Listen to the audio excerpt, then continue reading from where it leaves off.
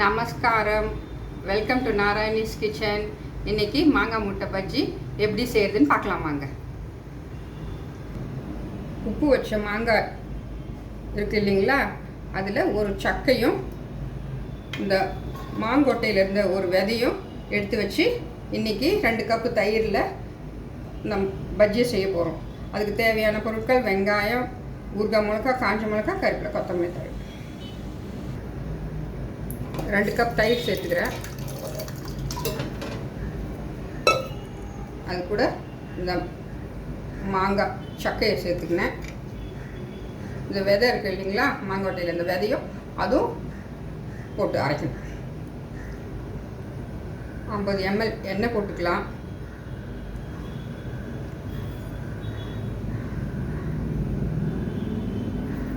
கடுகு ஒரு 1/2 ஸ்பூன், உளுத்தம்பயிர் ஒரு 1/2 ஸ்பூன்,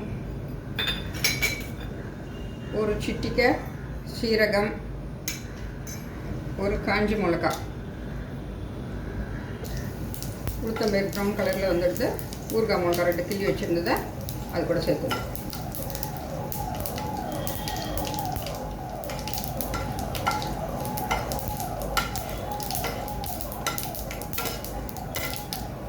வெங்காயத்தை வதக்கிடலாம்.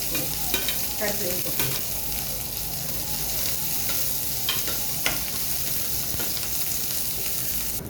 ஏற்கனவே மாங்காயிலே உப்பு இருக்குது, அதனால் ஒரு 1/4 ஸ்பூன் உப்பு சேர்த்துக்கலாம் போதும்.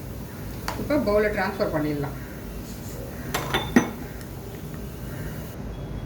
பவுலில் ட்ரான்ஸ்ஃபர் பண்ணியாச்சு.